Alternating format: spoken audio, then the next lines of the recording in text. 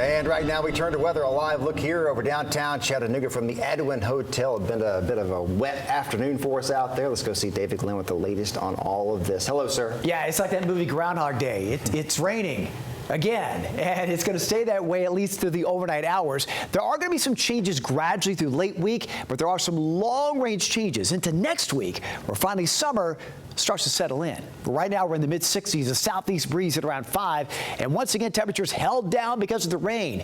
The average high for late May, 84. For many, you're almost 20 degrees cooler than that. It's a little warmer with that yellow indicating 70s and 80s back to the west. We're getting a little late day sun coming back. But the rain gauge continues to fill up. We are inching closer and closer to that 12-inch mark, which marks the wettest May on record. And you notice over the past 24 hours, it's been quite heavy from the city and south, around 2 inches near the state line, but over 3 inches from areas like Dalton over to Chatsworth and areas like Somerville, upwards around 2 to 3 inches there. Your rain gauge may have had more.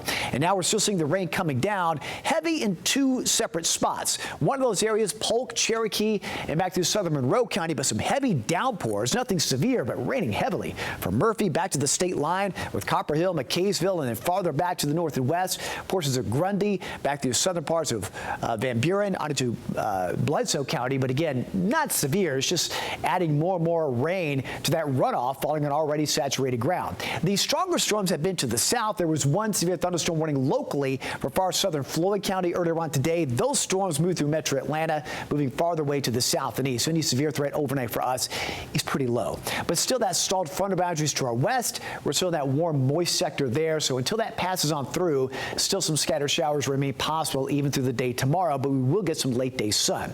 Severe threat overnight tonight through tomorrow morning, far to the south. So we got some more rain overnight, but as far as anything severe, that threat's extremely low. So here we go. We go from the evening to the overnight. Still some pockets of moderate to times heavy downpours rolling on by. Be aware traveling tonight of excessive runoff and areas of flooding. This is first thing Wednesday morning. It's going to look exactly the same as the past few mornings. Kind of a cloudy, gloomy start, patchy fog, but then some sun for the afternoon. There'll still be at least a few spotty showers, but far fewer than today, and temperatures much warmer, more like late May, with highs reaching the low 80s. But then clouds are back as we approach early Thursday, and so will be some scattered showers. Nothing all day, but kind of off and on. Temperatures held down to the 70s on Thursday. Then on Friday, a cold front rolls on by. This will be sort of a game changer to start the weekend. We'll get a chance for storms early Friday, right around the morning commute time. Once we get to the afternoon Friday, we start drying out, and that northwesterly breeze, that cools us off. By Saturday morning, temperatures dipping to the 50s, but at least it'll be dry and sunny for Saturday. A few days till we get there. Tomorrow, though, it's going to be a little bit more improved. Clouds early, some afternoon sun, just an isolated shower, and temperatures rising back to near 80. Again, scattered showers and storms are back Friday. That chance Friday mainly during the morning, improving for the afternoon. Saturday looks great. A cool morning in the 50s, afternoon high near 80. Just a few afternoon thunder showers Sunday. Then next week, we start feeling more and more like it should, which by then is early June, with highs climbing to the mid to upper 80s and partly sunny skies. All right, David, thanks.